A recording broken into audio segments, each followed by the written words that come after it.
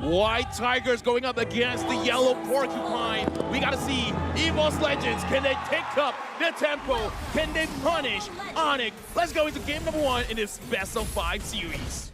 All right, to talk about tempo, this is Baxia. This is the probably one of the top ones or top 3 when it comes to controlling the tempo. You clear the lane so fast, you clear the jungle so fast, you might be able to overwhelm the Fredrin.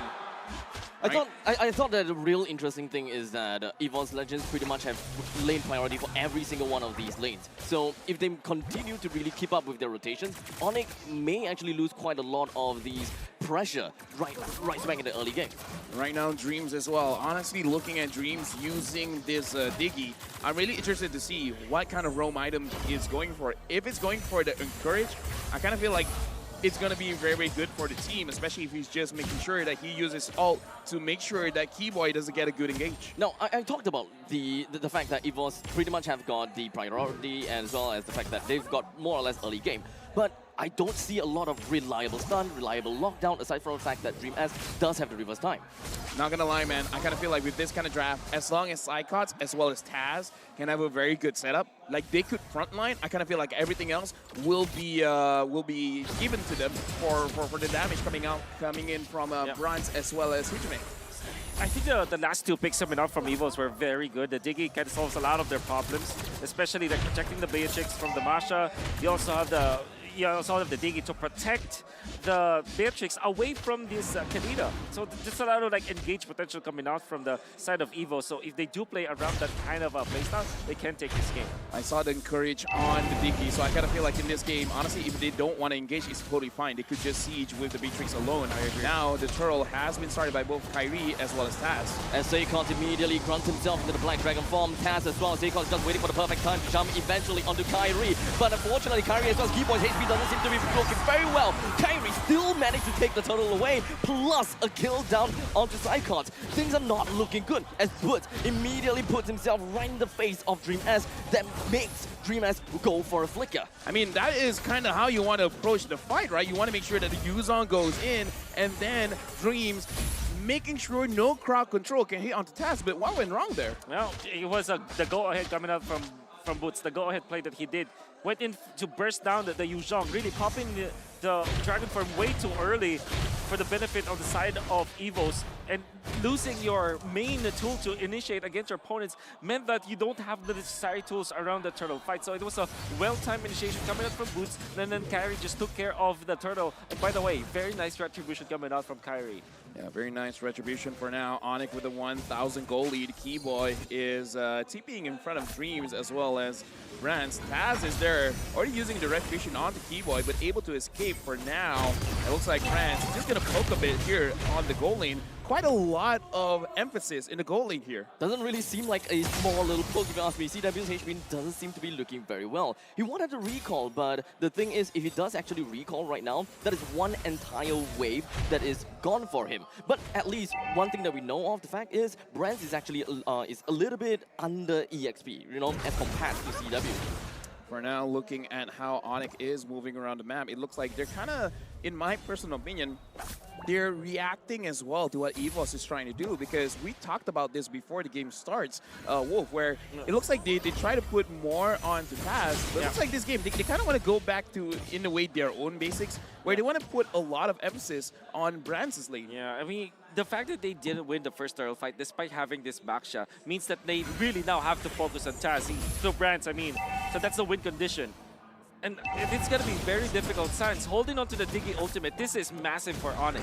Yeah, super massive now, especially even if Psychots comes in, there's going to be a way to challenge that. Now the Lord is half HP. Taz thinking about resetting it, and now Keyboy goes in. The turtle is just gonna be immediately melted down. Kyrie still takes the turtle. It seemed as though Brands could have gotten it through the Bandit's Rage, but it didn't quite go so well. Honestly, that was quite close, because looking at the situation just now, it was timed perfectly. I think the whole communication was between Keyboy and Kyrie to be like, okay, you ready? I'm gonna go in.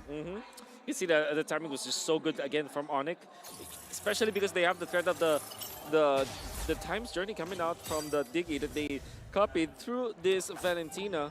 And of course, Kyrie had a level advantage over Taz, and This is the reason why you want to win the first turtle all the time. If it's a tank v tank kind of a jungling matchup, you want to secure the first turtle as soon as possible. Oh, Science is there, gonna get caught just a little bit. Looks like failed again coming in from Onic, and Hijumi wants to try to snipe someone out. Keyboy was found out, but he was able to recall fast. Taz in the back line, just gonna be there to see the positioning coming in from Onic. Quite a bit of resources is actually already used by Onic, right? Sans was forced to go for a flicker as their gank didn't quite work so well.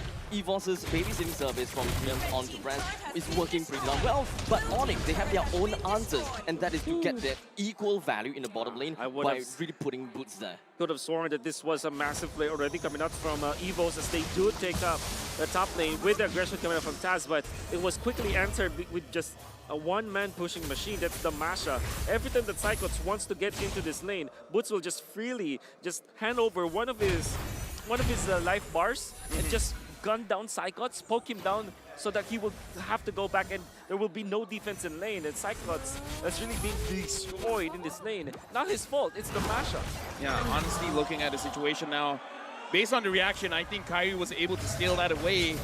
And again, Boots is making sure that it's always a 4v4. Cyclops, you stay here. You have to use Dog. Good for you, but you're not going to be able to use it now. Taz and Kyrie, they're both starting to lure, but Cyclops goes in. Is it going to be another time where Kyrie will be able to get a turtle? Yes, he will.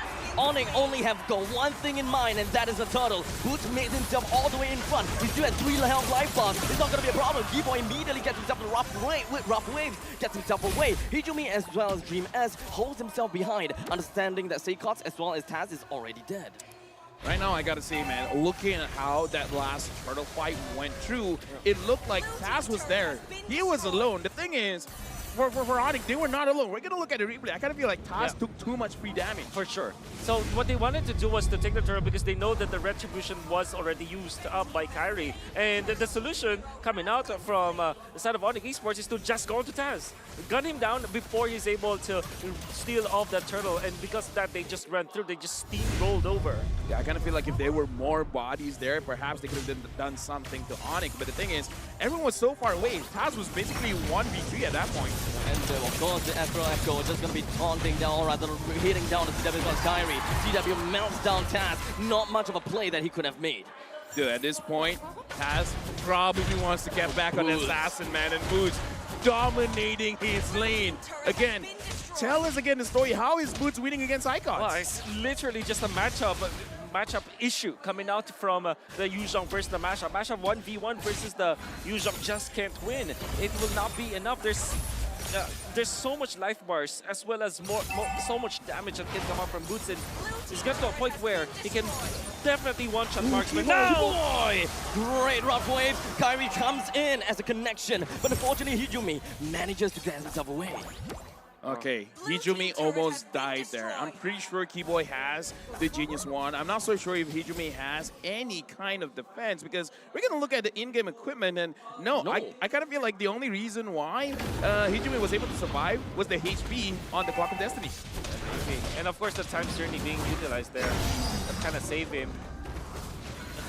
Boots is strong enough to kind of force out some of the retribution already, which means the Lord will be super duper free for Onic. Dude, Boots is higher level than Taz, man. There's a lot of beefy front lines from the side of Onic, and it makes it even worse that Evos just don't have a lot of ways that can actually deny Onic of these neutral objectives. Not much of ways to really push Fredrin away, not much of ways to just lock him down, no suppress whatsoever. The only thing that they have is just reverse time. It's unfortunate because we were talking about the draft coming in from Evos where it's a lot of potential, right? But you got to pick up the pace. You got to make sure that you have a very good start and you transition well. But so far, Onyx the one that is having their foot on the gas. I really just see this as more of like a snowball composition from Evos, right? They want to win their lane and just shove the lanes as fast as possible and eventually meet up and to really win in team fight. But that doesn't seem to quite be the case. Right now, looking at Onic with a 9,000 gold lead. The Lord is marching up top. Boots is basically just there saying, yeah, you guys aren't going to go anywhere. Right now, Evos, how are they going to defend? Onic doesn't seem like they will want to jump onto Evos anytime soon just yet. They don't seem to want to extend the fight in order to keep the Lord alive. Keyboy barely making it alive after all of those pokes, but he's gonna be A-okay. Onic continues their counter. They continue to push it down in the middle lane, but Evos, they defended this pretty well. That was super duper close to get a kill, finally to get a kill, but it wasn't enough. Keyboy was able to get out, and they do defend, so that's what's more important here for Evos. That kill wouldn't matter if they had lost more, and but they did defend, so they will live to see another day, but they were so behind now. What's that, 9K at 10 minutes? Here's the thing. I got a question. Brands, Hijumi have not died. They haven't got a kill, they haven't got an assist, but they haven't died. Is it all doom and gloom? Can Evos do anything to win this one?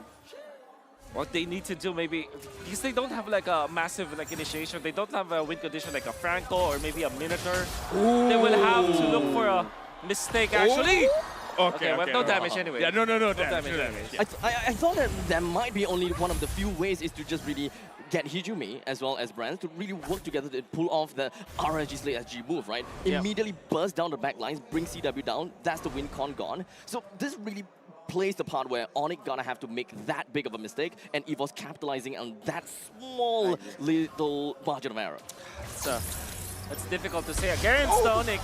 It did manage to flip CW though. His HP is all the way down to half, but it doesn't seem like the time journey would even be able to do quite much at this point in time. And Dream has immediately melted down to the hands of Boots, but CW takes the last hit after all. Evos, they still have got 3 members left. They only want to defend the turret and not necessarily trying to get any more kills, despite the fact that Onic, their HP were looking to be, well, not that high. All right, here's the thing, man. Brands did quite a lot of damage just now. Half HP. CW was chunked quite a lot, but Kyrie was fast on his feet. It's like, yo, I see where you're at now. Yep. You did good dealing the damage, but you just revealed your own positioning. He went in, and then everyone else just took care of the rest. And everybody from the side of Onic is 1 item ahead of their matchup. You can see the Fredrin with 8K versus almost just 5K for the Baxia. Also 1 big item ahead for the Marksman too. I think the ideal was there, but not necessarily the right time and the right place for Brands. Yeah. Fortunately. It's unfortunate, but here's the thing. You got to take a chance, right? No matter what kind of situation, you got to do something, because if you're not, then you're just slowly giving the game away to your opponents. But now, 11,000 gold lead. The kill score isn't a lot. It's 0 and 6, but 11,000 gold, that's a lot. At 12 minutes, that's too much. Okay, so big question. Evos is already in a really bad shape, right? Yep. And they gotta have to play defensive. Do they do a gambit in order to turn things around? The only gambit that they can do is to find the CW. That's the only, I would say, worthy gambit. Taking out Boots will not achieve anything. Taking out Keyboy will not achieve anything. Maybe Kyrie at a certain point, but Kaiwei is really the target here. Conceal play.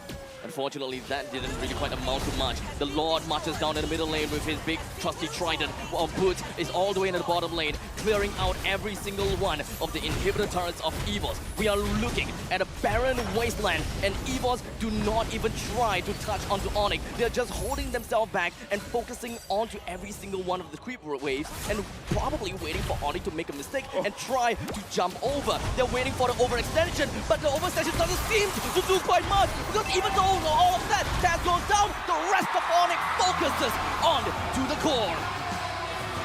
Very clean game by Onic coming into this game thinking we're gonna think with our heads. We're not gonna go for those